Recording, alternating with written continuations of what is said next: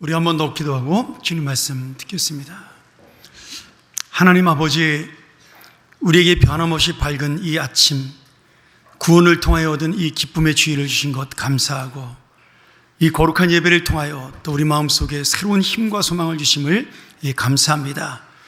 오늘 거기에 따른 주님의 말씀이 있어 오늘 우리의 마음을 새롭게 하고 산소망이 나오는 귀한 말씀 될 수 있도록 함께하여 주시옵소서. 오늘도 부족한 종 오직 주님의 은혜만을 믿사오니 주님이 붙드시는 연약한 인생, 그러나 하나님의 말씀이 전해지는 놀라운 시간 되게 도와 주시옵소서. 예수님의 이름으로 기도합나이다. 아멘. 우리가 지난주에 그 교회 표에 따라서 세상과 구별되는 교회, 그 세상과 함께 가는 교회에 대한 이야기를 잠깐 나눴습니다. 제가 매년 1월 한 달 동안은 저희 교회가 첫 주는 이 교회 표에 대한 말씀을 함께 나누고, 둘째 주는 예배, 셋째 주는 기도, 넷째 주는 헌금, 그리고 만약에 다섯째 주가 있으면 한 번 더 우리 교회가 나아갈 방향에 대한 이야기를 함께 나눕니다. 오늘은 그래서 그 두 번째 시간으로 여러분과 세상과 구별되는 예배자, 세상과 함께 가는 예배자라는 제목으로 은혜를 나누기를 소원합니다. 오늘 예배에 대한 말씀이니까 제가 좀 예배에 대한 이야기로 시작을 하도록 하죠. 예전에 그 규장이라는 출판사에서 하는 기독교 출판사가 있는데, 거기서 운영하는 웹사이트가 godpeople.com이라는 웹사이트가 있습니다. 이제 거기에서 교인들 1785명을 대상으로 예배에 대한 조사를 한 적이 있습니다. 그 제목이 뭐냐면 내가 예배 시간에 지각하는 이유는, 이런 제목으로 설문조사를 한 거죠. 그래서 가장 많이 나온 그 결과가 뭐냐면 20.1%, 옷 입고 머리 감고 치장하느라 예배에 지각하게 되었다. 이게 20.1%였습니다. 대부분 여성분들이겠죠. 그 다음에 15.4%로 두 번째로 조금 더 누워있고 싶어서 잠자리에서 미적거리다가 지각한다. 15.4%. 들을수록 남의 얘기가 아니네요. 그렇죠? 그 다음 세 번째는 나는 무조건 습관적으로 지각한다. 이 세 번째입니다. 꽤 많아요. 12.6%. 그 다음에 12.2%, 아내와 자녀들이 준비하는 거 기다리다가 지각한다. 부부싸움하는 이유겠죠. 주일 아침에. 그 다음에 11%가 토요일날 영화나 TV나 또 문화시설을 즐기느라고 늦게 자서 아침에 일찍 못 일어나서 지각한다. 이게 11%였습니다. 안타깝게도 나는 절대로 진짜 특별한 일이 있지 않는 이상 예배에 절대 지각하지 않는다고 대답하신 분들이 14.5%밖에 되지 않았어요. 근데 저는 우리 교인들을 보면 조금 이 설문조사가 너무 젊은이 위주로 한 게 아닌가라는 생각을 해봅니다. 저희 교회는 절대로 지각하지 않는다가 한 최소한 70% 이상은 되거든요. 그래도 우리가 이 조사를 좀 보면서 한 번쯤은 나는 예배를 왜 늦을까? 제가 지난주에 약간 설명드리지 않았어요? 바쁜 일과 급한 일과 중요한 일이 있는데 어떤 걸 먼저 택할까? 그러면 예배가 중요하다고 생각이 되면 다른 거 다 제쳐두고 좀 머리 못 말리고 와도 괜찮습니다. 예배 안 늦는 게 더 중요하죠. 그런 의미로 우리가 좀 예배에 대한 다시 한번 경건성을 생각했으면 좋겠다. 그런 마음으로 오늘 첫 시작을 했고요. 로마서가 굉장히 우리에게 중요한 성경인데 두 개의 주제로 되어 있습니다. 로마서 1장부터 11장까지는 교리에 대한 설명, 내가 어떻게 하나님의 은혜로 구원을 받고 하나님의 자녀가 되어 영광된 정말 영적인 그러한 귀한 인생으로 변화되는가, 이렇게 1장부터 11장까지 설명을 아주 자세하게 해놨습니다. 그리고 12장부터는 그러므로 이렇게 시작하므로 11장까지 내가 받은 은혜, 하나님의 거룩한 백성이 되었으니까 그러므로 나는 이렇게 살아야 된다가 12장부터 마지막 16장까지 삶에 대한 그리스도인의 생활에 대한 실천으로 나와 있습니다. 이 사도 바울의 서신 대부분이 그런 구조로 되어 있죠.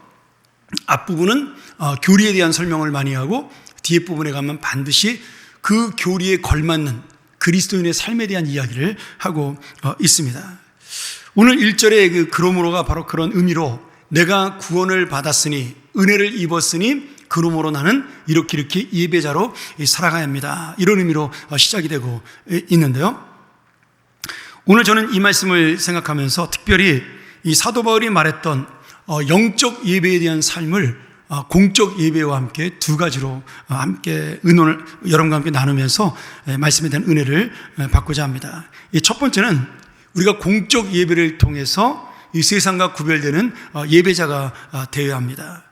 우리가 예전에 요한복음 강의할 때 제가 여러분에게 저희 설교한 적이 있었는데 4장 23절에 참되게 예배를 드리는 사람들이 영과 진리로 아버지께 예배를 드릴 때가 온다. 지금이 바로 그때다. 아버지께서는 이렇게 예배드리는 사람들을 찾으신다. 이렇게 말씀하시면서 공적 예배에 대한 이야기를 말씀하셨어요.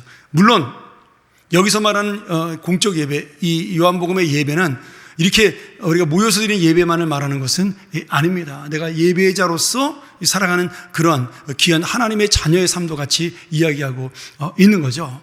그런데 중요한 것은 내가 모일 때 영과 진리, 다시 말하면 성령과 그 진리의 마음을 가지고 모이는 것, 그것이 예배자의 자세라고 그렇게 가르치고 있습니다.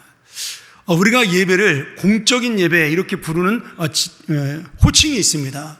이 공적 예배는 교회에서 정한 정규 집회를 공적인 예배다 이렇게 말씀을 하죠. 쉽게 말하면 주일 우리 1, 2, 3부 예배, 오후 예배, 수요 기도회, 3일 기도회죠. 그 다음에 금요 기도회, 이런 모든 것들, 그 다음에 새벽 기도, 이것을 공적인 예배다 이렇게 이야기를 합니다. 원래 정확하게 예배라고 얘기한다면 5가지의 요소가 있어야 됩니다. 찬송과 기도와 말씀과 성찬과 헌금, 이 5개가 반드시 있어야 예배라고 부르는 거예요. 그리고 나머지는 예배라고 부르면 안 되고 집회라고 부르는 것입니다. 그래서 원래 예배 자체는 구약시대부터 지금까지 안식일 날 드리는 예배, 예수님의 부활로 우리가 주일로 바뀌긴 했지만 모든 예배는 일주일에 한 번 드리는 것만이 원래 공적 예배로 그렇게 지칭을 했습니다. 근데 이제 우리나라로 이 선교사님들이 와서 복음을 전하면서 우리나라는 다른 나라에 없는 특별한 예배가 있는데 그게 뭐냐면 새벽 기도회, 그리고 3일 기도회, 그리고 금요 기도회가 있습니다. 저도 미국에 있을 때 목회하면서 새벽 기도를 드리지 못한 적이 많았습니다. 교회에서 아예 새벽 기도를 못 드린 적이 많았어요. 이 사정상. 그리고 금요 기도회, 수요 기도회도 없는 적이 많았습니다. 주일 예배만 공적인 예배로 인정을 하기 때문에 외국에서는 그런 거죠. 그런데 우리나라는 총회에서 또는 교단에서 이 모든 집회를 공적 예배라고 정확하게 호칭을 하지 않지만 정규 집회라고 이름을 부르게 된 것입니다. 그런데 우리는 그냥 평칭상으로 다 수요 예배, 금요 예배 이렇게 예배라고 부르는 거죠. 근데 저는 이 호칭보다 중요한 게 있다고 생각이 들어요. 그러면 예배만 의무로 나오는 것이고 나머지는 안 나와도 되는 거냐? 그런 말씀이 아닙니다. 내가 나올 때마다 예배자의 자세를 가지고 그 중심을 가지고 나와야 한다. 그런 의미로 우리 선배들이 이 모든 우리 교회 집회와 모임을 예배라는 이름으로 부르게 된 것입니다. 그러니 우리가 주일 예배도 중요하지만 여러분이 나올 수 있으면 하나님을 그 주중에 만나는 수요 3일 기도회와 그리고 금요 기도회도 굉장히 중요한 의미를 가지고 있는 겁니다. 저는 여러분들에게 다음 주에 기도에 대한 말씀을 드리면서 좀 금요 기도회가 왜 중요한지를 한 번 더, 새벽 기도회가 중요한지를 한 번 더 이야기를 하기를 원하고요. 오늘 그러면 우리가 흔히 말하는 가장 중요한 주일 예배, 대예배라고 부르지 않습니까? 그럼 예배에 대예배가 있고 소예배가 있냐? 그런 의미가 아닙니다, 여러분. 이 대예배라고 부르는 이유는 모든 교인이 공식적으로 모이는 유일한 예배이기 때문에 저희가 다른 예배와 구별해서 대예배를 붙인 것입니다. 그러나 예배의 마음은 다 똑같다라는 거죠. 우리가 구약 성경에 대선지서와 소선지서가 있는데 유명한 선지자가 하면 대선지서고 유명하지 않은 선지자가 하면 소선지서냐, 그렇게 구분한 게 아닙니다. 장수가 많으면 대선지서예요. 15장 이상 되면 거의 대선지서고요. 15장 이하, 10장 이하는 거의 소선지서다, 이렇게 부르는 겁니다. 그러니까 예배도 대예배라고 부르는 호칭 자체가 어떤 커다란 다른 의미가 있는 것이 아니라 온 교인이 모이는 그런 공적 예배다, 그런 의미를 가지고 있습니다. 이 가장 우리 중요하게 생각하는 주일 예배가 얼마나 소중한 것이냐, 제가 오늘 이 말씀 가지고 좀 생각을 해봐야 되겠는데요. 두말할 필요 없이 주일 예배는 우리가 하나님과 만나는, 그리고 우리의 영혼을 살리는 그런 공식적인 은혜의 통로입니다. 사실 예배 자체는 나를 위해 드리는 것이 아닙니다. 예배는 하나님을 위해 드리는 거예요. 그리고 우리 교회의 첫 번째 목적도, 어떤 사람들은 전도라고 이야기하지만 전도가 아닙니다. 교회의 첫 번째 목적은 예배입니다. 다만 예배를 드리려면 예배자가 있어야 되기 때문에 그 예배자를 세우는 전도가 우리가 행동으로 하는 유일한, 어떻게 보면 불신자를 대하는 가장 중요한 사역이기 때문에 이 전도를 1순위로 생각을 하는 겁니다. 그러나 그 전도의 목적 자체가 뭐예요? 이 땅에 하나님 나라를 세우고, 그리고 그 하나님 나라 가운데서 예배자를 세워서 하나님께 찬양과 영광을 돌리는 예배를 드리는데 그 전도의 목적이 있는 겁니다. 교회의 설립 목적도 마찬가지죠. 그런 의미로 교회를 예배당이라고 부르는 것은 굉장히 정확한 용어예요.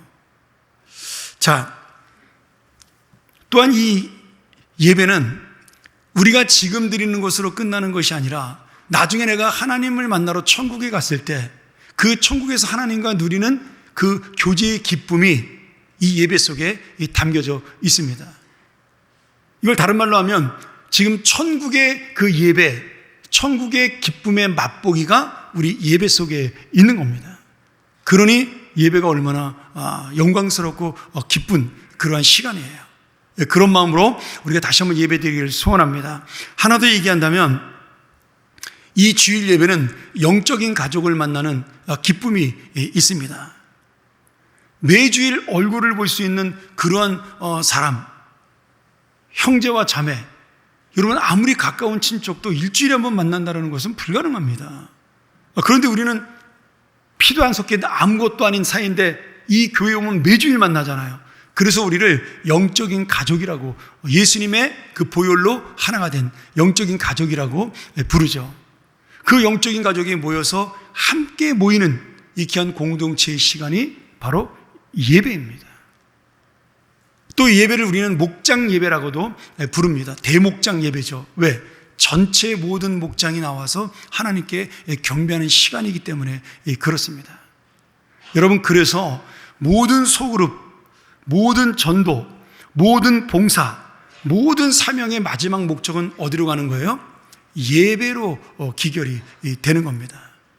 그러니 이 예배의 사명을 맡으신 분들은 뭐 찬양대든 방송팀이든 안내팀이든 아니면 우리 순서를 맡은 사회자든 설교자든 우리 기도자든 또 헌금을 인도하는 분이든 그 모든 사명들이 이 작은 나의 헌신을 통해서 하나님의 거룩함과 영광이 드러난다라는 그런 마음을 가지고 이 예배에 임하셔야 하는 겁니다. 그래서 이 예배는 모든 순서가 다 중요합니다.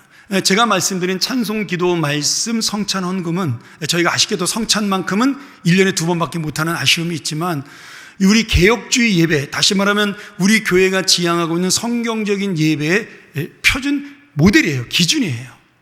그 순서대로 예배를 드리고 있고 그 순서에 살을 붙여서 예배를 드리는 겁니다. 그래서 모든 순서 하나가 동등한 권위와 동등한 의미를 가지고 있습니다. 종교개혁 이후로 설교가 중요해졌어요. 그래서 예배 중에 설교가 가장 중요한 그러한 대접을 받지만 실제로 성경적으로 정확히 얘기한다면 모든 순서가 동등한 권위를 가지고 있는 겁니다. 설교에 종속된 게 아니에요. 예배가 절대로 착각하면 안 됩니다. 무슨 순서마다 하나님의 동등한 권위와 거룩함이 있는 것이죠. 그래서 기도하는 장로님들도, 기도하는 권사님들도, 기도하는 집사님들도 대표 기도할 때는 정성껏 준비해서, 정말 이 설교자만큼이나 정성껏 준비해서 이 기도를 함께 드릴 수 있어야 됩니다. 제가 우리 교회 대표 기도하시는 분들한테 참 그런 부분에서 고마운 마음을 가지고 있어요. 우리 장로님들이 기도할 때 그 내용도, 우리 안수 집사님들이나 권사님들이 일부 예배 때 기도하는 내용도, 또 주일 오후 예배 우리 젊은 집사님들이 와서 하는 기도도 다 원고를 적어서 얼마나 세밀하게 기도하는지 모릅니다.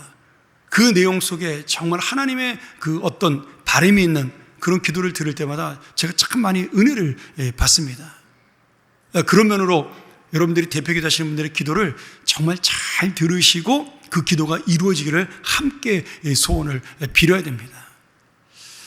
그래서 우리 이 주일 예배는 우리가 너무나 잘 알고 있는 이야기잖아요. 하나님의 자녀만이 누리는 특권이고 은혜입니다. 하나님을 모르는 사람은 예배조차 모르는 거죠. 드릴 수도 없고요. 그러니 이거는 우리만이 누리는 하나님의 영광의 특권이다. 그래서 감사함으로 예배를 놓치지 말아야 한다. 그렇게 우리가 생각을 해야 되죠. 얼마 전에 코로나 팬데믹 때문에 예배를 못 드리게 되었을 때 저만 이렇게 앞에 서서 인도를 하고 장로님 기도하시는 분, 그 다음에 교육자하고 우리 교회 직원들 몇 분만 예배를 드리고 영상으로 그것을 실시간으로 송출한 적이 꽤 오랫동안 있었습니다. 그때 우리 장로님들이, 제가 지금도 잊지 않아요, 기도할 때마다 예배드리지 못하는, 함께 모여 예배드리지 못하는 아픔을 눈물로 기도했던, 저도 많이 울었던 그런 기억이 여러분 바로 얼마 전의 일입니다. 그리고 우리가 다시 모여 정식으로 그 전체 예배를 드리게 되었을 때 얼마나 그날 우리가 감사하고 기쁨으로 예배를 드렸어요. 그런데 1년밖에 되지 않았는데 우리가 벌써 그 감격과 감동을 잊어버리고 있다라는 거예요. 사정상 그때 우리가 실시간 영상 예배로 송출을 방송실에서 했습니다. 많은 분들이 수고를 했죠. 근데 이것이 예배를 이 자리에 나오지 못하는 분들을 위한 방송 송출이었는데 이게 습관이 돼가지고 이제는 나와서 예배 드리는 것보다 집에서 예배 드리는 게 편하다라고 생각이 들면 그것은 하나님이 너무나 서운하게 생각하실 그러한 마음입니다. 간단하게 생각하시면 돼요. 내가 명절이 됐는데 충분히 부모님을 만나러 갈 수가 있는데 차 막힌다고 귀찮아서 안 가서 전화 한 통하면 그것 때문에 부모님이 화는 못 내지만 얼마나 서운하시겠어요. 여러분 그 마음을 생각해 보면 당연한 겁니다. 지금 여러분들이 예배를 나올 수 있음에도 불구하고 귀찮고 몸이 조금 불편하거나 찌뿌둥하고 이래서 예배를 안 나오고 내가 영상으로 예배를 드린다. 그러면 그것은 어떻게 보면 정성이 없는 마음이죠. 하나님께 불효하는 겁니다. 그러니 우리가 이 자리에 나와서 드리는 예배를 진짜 소중히 여기셔야 하는 거죠. 그리고 우리는 와서 이렇게 예배를 드리지만 정말 우리 교우들 중에 너무나 많은 분들이 아파서 예배에 나오는 게 소원인 분들이 있습니다. 그리고 일주일 내내 정말 예배만 기다리는 우리 어르신들도 꽤 있습니다. 수요일날 모임을 기다리는 분들, 그것만이 내 기쁨이라고 생각하는 분들이 있어요. 그런 분들을 생각하면 여러분 이 교회에 나오는 것이 얼마나 감사한 일이에요.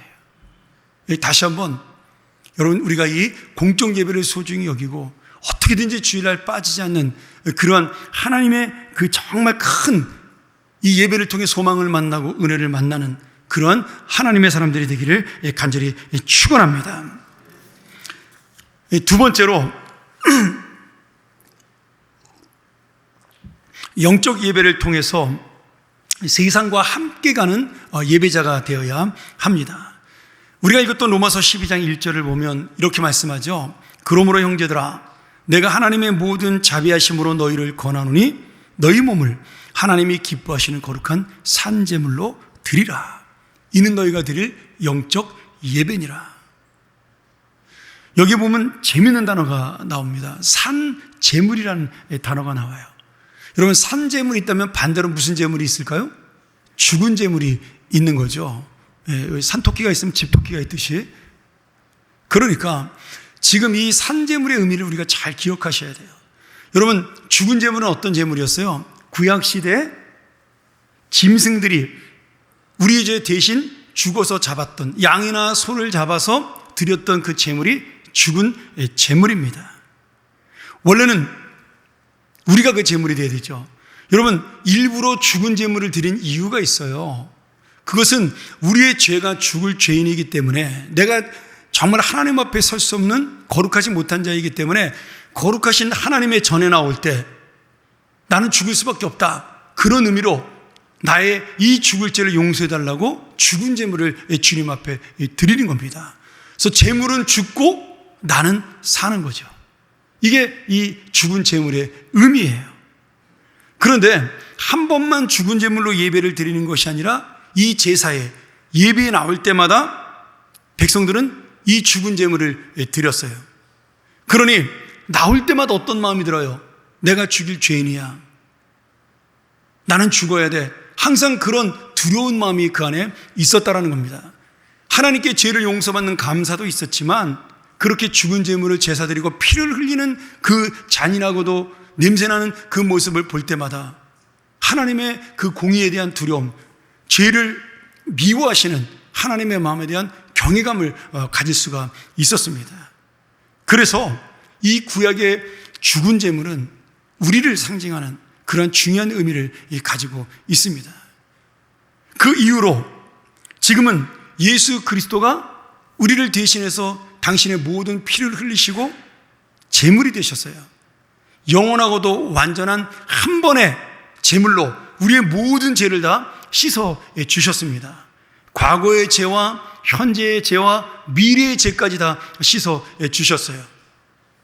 그러니 이제는 우리가 죽은 제물을 들고 갈 필요가 없고, 이제는 직접 산 제물인 내가 주님 앞에 나가면 되는 겁니다. 이제는 우리가 산 제물이에요. 어떤 분들이 그런 질문하는 분들이 있어요. 목사님, 하나님 앞에 다 회개하지 못하고 죽으면 지옥 가는 거 아닌가요? 아닙니다. 여러분, 우리가 죽었다 깨어나도 우리의 모든 죄를 다 회개할 수가 없어요. 기억나지 못하는 죄도 얼마나 많은데요. 잊어버린 죄도 많고요. 다만 내가 하나님의 그 은혜를 받고 천국에 가는 것이기 때문에, 물론 기억나는 죄는 다 회개하는 것이 맞지만, 내가 다 회개하지 못하더라도 이미 예수 그리스도의 보혈의 은혜 속에는 그 죄사함이 들어가 있는 겁니다. 이걸 또 이용하시면 안 돼요. 구원파는 이걸 이용하는 이단이죠. 그러니까 우리는 죄를 져도 괜찮다, 이렇게 이해를 하면 안 되는 겁니다. 감사한 거죠. 죄사함에 대한 감사를 하라고 지금 이 말씀을 드리는 거지, 이 죄를 누리라고 드리는 것이 아니라는 사실을 꼭 기억하셔야 됩니다. 어쨌든 그래서 이제는 내가 살아있는 제물로 하나님 앞에 나와 예배 드리니까 우리의 예배가 살아있는 예배가 되는 것입니다. 또 한 걸음 더 나가서 내가 이제는 이 세상으로 나가서 살아가는 것이 그냥 살아가는 것이 아니라 산 제물로 바쳐져서 이 세상을 살아가는 거예요. 예수님이 우리 죄를 위하여 죽으실 때는 이 세상의 모든 사람의 죄를 위해서 죽으신 겁니다. 그러니 이제는 그 사명을 이어받은 우리가 예수님처럼 산 제물이 되어 이 땅을 향해 나가서 그들의 죄를 사할 수 있도록 전도하고, 또 예수님이 우리를 위하여 희생하고 헌신한 것처럼 이 세상이 하나님의 세상으로, 하나님의 마음으로, 하나님 나라로 바뀔 수 있도록 우리가 산제물의 역할로 살아가야 하는 겁니다. 내가 이 세상에서 산제물이지만 정말 하나님의 뜻을 위하여 죽을 때, 내 생명을 내려놓을 때, 헌신과 희생으로 살아갈 때 하나님의 예배의 역사는 이 예배당을 넘어 온 세상에 펼쳐질 것으로 믿습니다. 그래서 산제사로 드리는 우리의 예배는 그냥 공적 예배로 끝나는 것이 아니라 오늘 바울이 말한 대로 영적 예배, 삶 전체로 나아가는 것이죠. 오늘 너희 몸을 하나님이 기뻐하시는 거룩한 산제물로 드리라 했을 때 이 몸은요, 우리의 육신을 말하는 것이 아닙니다. 물론 원문에 소마라는 단어 자체가 육신을 얘기하기도 하지만 그러나 이 전체적인 맥락으로 보면 우리의 인격과 성품과 생각과 행동, 내 삶 전체를 하나님께 드리라는 의미로 이 말씀을 하고 있는 겁니다. 여러분, 그러면 우리가 구체적으로 어떻게 산제물이 되어 영적 예배를 하나님 앞에 드릴 수 있을까요? 그것이 2절의 말씀이죠. 너희는 이 세대를 본받지 말고 마음을 새롭게 해서 예수님의 마음으로 변화를 받고 하나님의 선하신 뜻, 기뻐하신 뜻, 온전하신 뜻이 무엇인지 분별할 수 있어야 한다. 여러분, 이 분별할 수 있다가 중요합니다. 내가 이 세상을 살아가면서 하나님의 마음으로 살아가는지 욕심으로 내 마음으로 살아가는지 그것을 분별할 수 있어야 하는 거예요. 그래야 산재물이 될 수 있기 때문이죠. 여기 이 세대라는 말도 이 세대가 바로 이 세대만 말하는 것이 아닙니다. 그런 문자적인 의미가 아니라 죄악된 세상 전체를 포함하는 말입니다. 몸과 똑같은 거예요. 몸이 우리의 영혼과 삶까지 포함하는 것처럼 이 세대라는 단어도 이 세상에 죄악된 모든 것을 다 포함하는 거예요. 이 세상은 죄악된 세상이기 때문에 본받지 말라는 거죠. 근데 이 말씀이 너무나 이론적으로 쉽게 와닿잖아요. 여러분, 이 말씀 한두 번 들었나요? 수도 없이 들었잖아요. 그런데 내가 지식과 이론으로 이것을 쉽게 아는 것과 일상의 삶에서 내가 하루하루를 이렇게 살아가는 게 쉽지가 않습니다. 왜 그럴까요? 왜 그렇죠? 여전히 나는 죄사함을 받았으나 죄인의 마음을 가지고 있는 연약한 사람이기 때문에 그렇습니다. 이런 의미로 공적 예배가 중요해요. 우리는 연약하기 때문에 시간만 나면 내 마음, 내 욕심, 내 생각 이것으로 살아가려고 자꾸 우리 몸이 기울어져 갑니다. 근데 그것을 붙잡아주는 게 예배예요. 예배에 와서 주님의 말씀을 듣고 다른 사람들을 바라보며 내가 무엇이 주님의 뜻인지를 자꾸 고민하게 되고 분별할 수 있는 능력이 이 공적 예배에서 배우는 거죠. 그러니 내가 영적 예배를 제대로 드릴 수 있으려면 공적 예배를 잘 드려야 그것이 균형이 맞는 것입니다. 여러분, 예배 안 나와도, 교회 안 나와도 예수 잘 믿을 수 있다고 생각하는 사람들이 많아요. 지금 200만 가까이 된다 그래요. 그런 사람들이. 그래도 천국 못 간다. 저는 그렇게는 말씀하고 싶진 않아요. 그러나 공적 예배 없이 영적 예배를 자기의 능력과 힘으로 드릴 수 있다? 착각입니다. 사람은요, 절대로 그럴 수가 없습니다. 그래서 바른 말씀이 전해지고 바른 진리가 전해지는 교회에 와서 예배를 드리는 것이 굉장히 중요합니다. 우리 교회뿐만이 아니에요. 저는 이런 의미로 한국에 있는 모든 교회들이 바른 진리의 말씀이 전해져서 공적 예배가 살아나고 그 공적 예배를 참석하는 모든 교인들이 나가서 이 세상을 영적 예배로 바꾸는, 그래서 이 대한민국이 하나님의 나라가 되는 역사가 일어나기를 간절히 축원합니다. 자, 우리가 좀 더 자세히 이야기한다면 우리의 욕심 때문에 영적 예배를 드리기가 쉽지 않습니다. 알기는 너무나 쉽게 알고 있는데 내 마음과 몸이 움직이지 않는 거죠. 이런 거예요. 제가 어제 새벽기도 시간에 잠깐 얘기를 했는데, 제가 12월 그 마지막 주간에 감기가 심하게 들었습니다. 이제 교회가 일이 많으니까 막 피곤하니까 이제 감기가 왔는데 이게 잘 안 낫네요. 지금도 다 낫는데 기침만, 지금 제가 기관지가 약하니까 이제 기침이 안 낫는데, 제가 지지난주에 그 병원에 잠깐 들렸습니다. 감기약을 조제하러. 근데 의사 선생님이 저한테 그러시더라고요. 목사님, 자꾸 병원 오지 마시고 약 드시지 마시고 좀 쉬세요.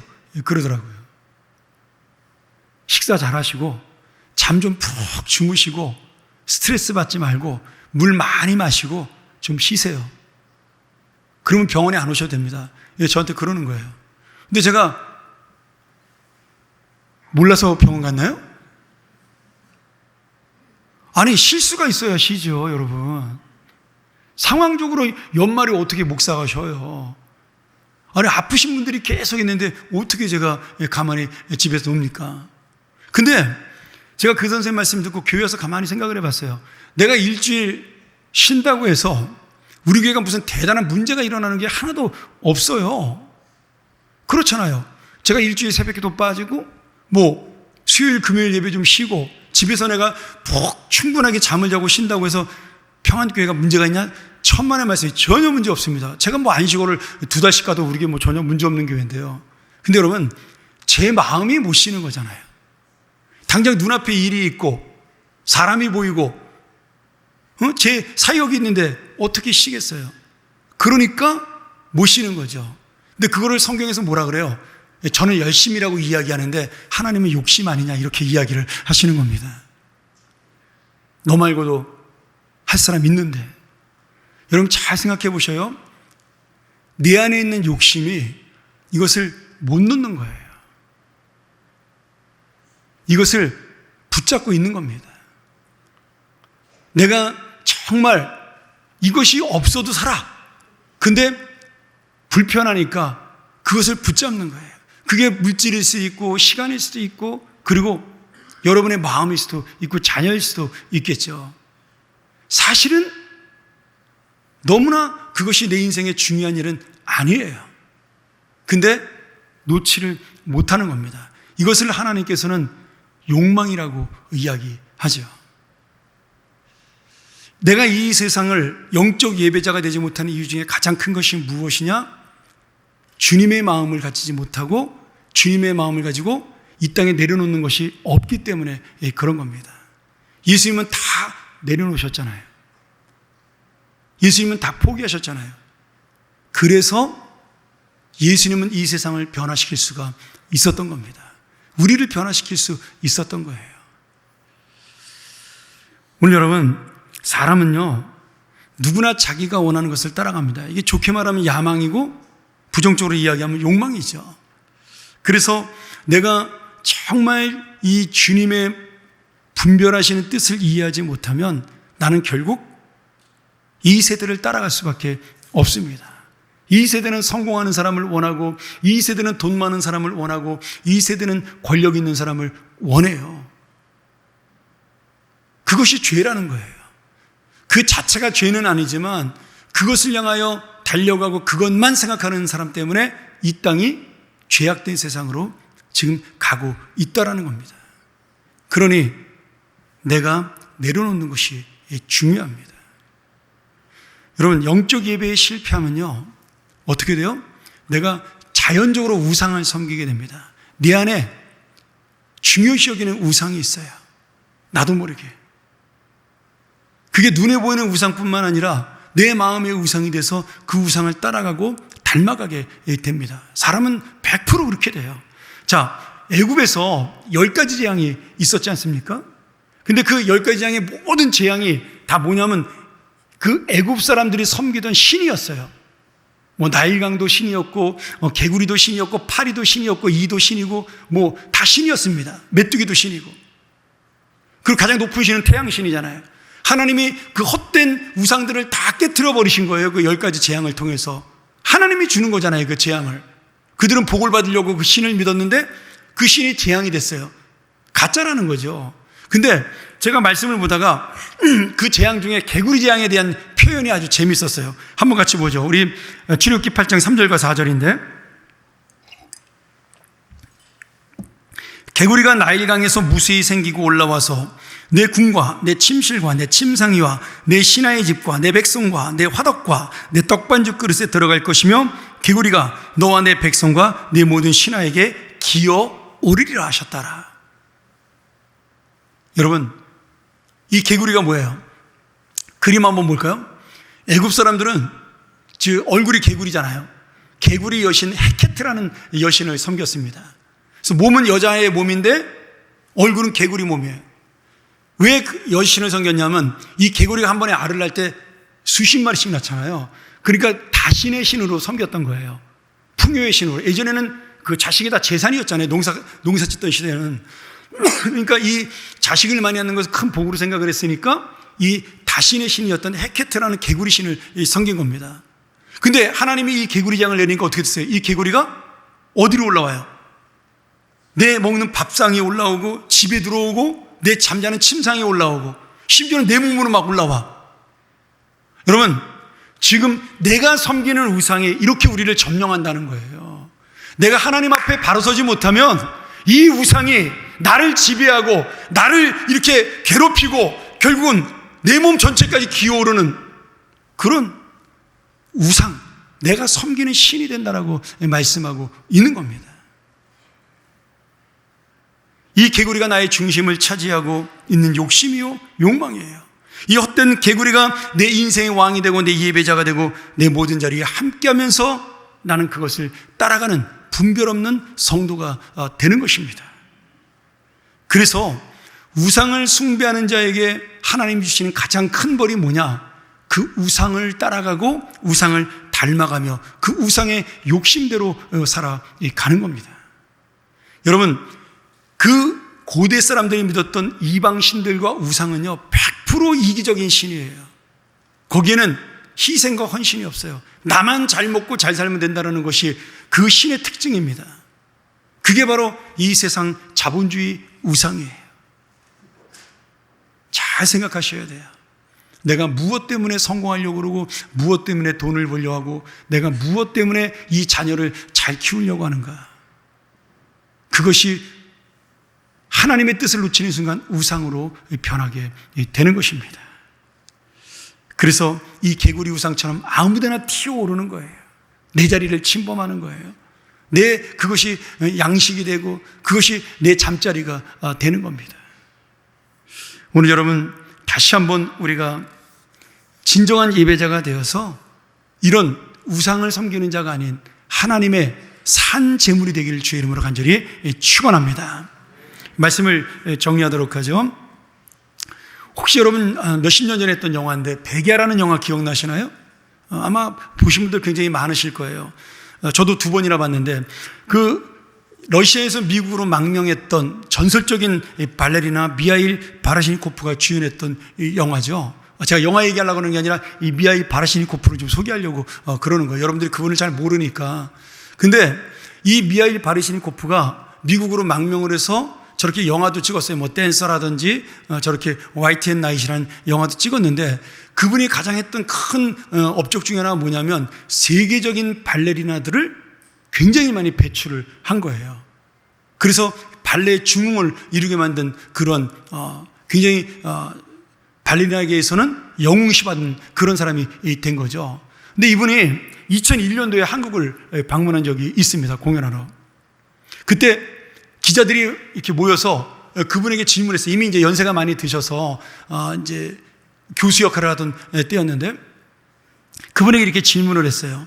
이 선생님, 어떻게 그렇게 세계적인 발레리나들을 많이 양성할 수가 있었습니까? 이렇게 질문을 누가 했단 말이죠. 그랬더니 이 미하일 바르시니코프가 웃으면서 그 질문에 대답한 것이 아니라 다른 질문을 기자들에게 했어요.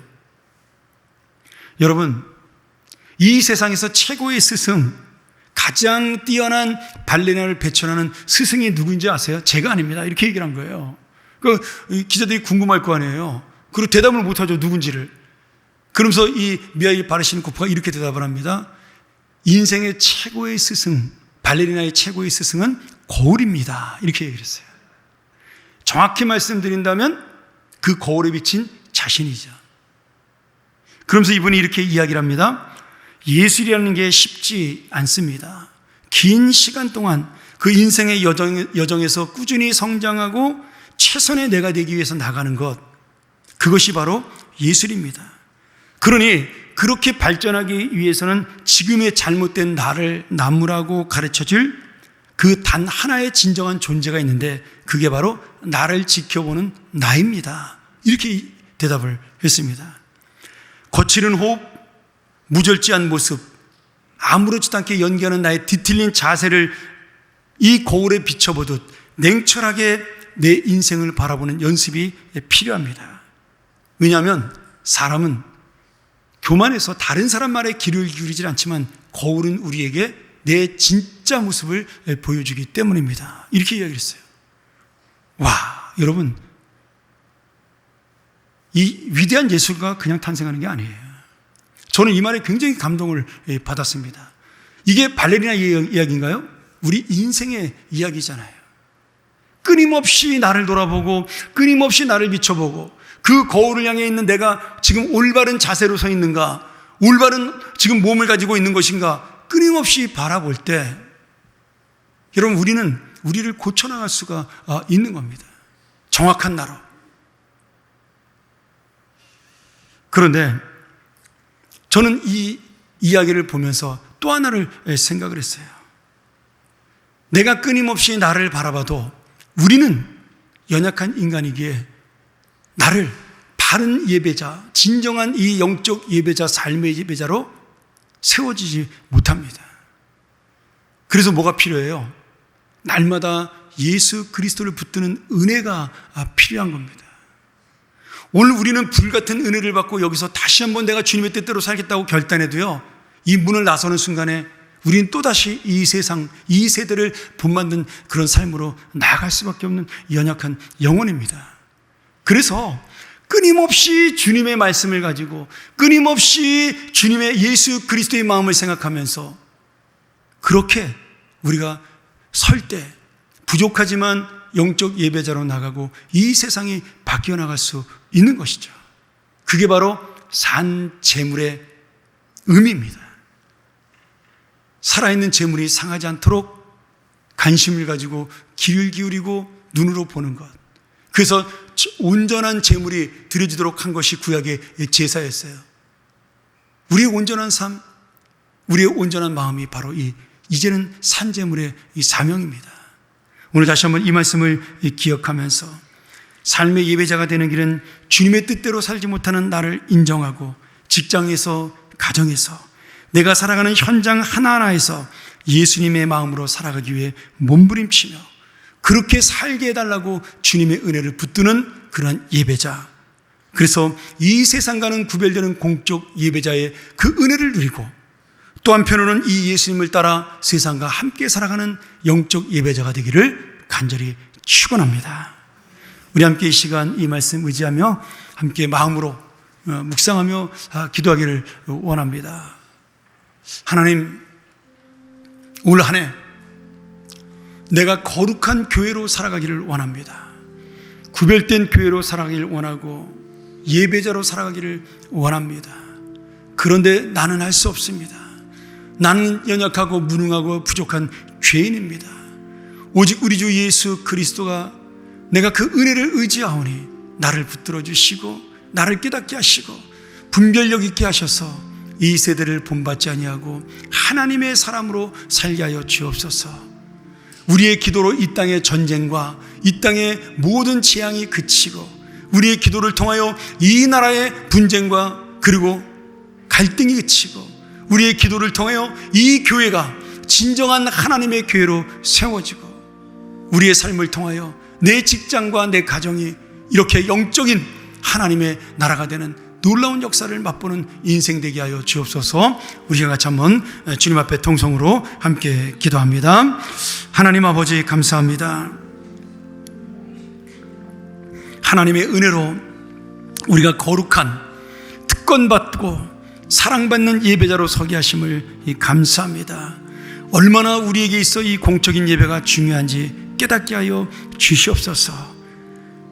이 예배를 통하여 내가 하나님의 기쁨을 누리고 천국의 소망을 미리 맛보는 그러한 하나님의 자녀가 되게 축복하시고 이 예배의 능력을 가지고 나아가 영적인 예배자로 세상을 바꾸고 삶을 바꾸고 이웃을 바꾸는 하나님의 사람이 되게 하시고 우리를 통해 가정과 교회와 이 나라와 이 민족이 바뀌는 놀라운 은혜를 경험하게 하여 주옵소서.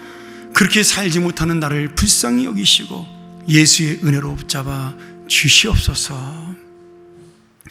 하나님 아버지, 오늘 우리가 다시 한번 지성소에 들어가는 마음으로 거룩한 대제사장의 믿음으로 이 땅을 향하여 나가게 도와주시고 이 땅을 덮으시기 원하시는 성령의 은혜와 하나님의 그 놀라우신 사랑을 산재물 된 우리를 통해 전해지고 그리고 퍼질 수 있도록 역사하여 주시옵소서. 전쟁으로 자연의 재앙으로 아픔을 당하는 민족들, 나라들을 불쌍히 여기시고 참된 평화의 사도이신 주님을 통하여 그 땅에 주님의 역사가 이루어지게 도와주시며 우리의 마음속에 그들을 향한 애타는 마음으로 기도하는 심령도 갖게 하여 주옵소서. 북한 동포들을 위해서 기도합니다. 이 귀한 예배를 마음껏 드리지 못하는 안타까움이 있으나 그들의 중심을 하시는 주님이 속히 예배의 날이 올 수 있도록 축복하여 주시옵소서. 예수님의 이름으로 기도합나이다. 아멘.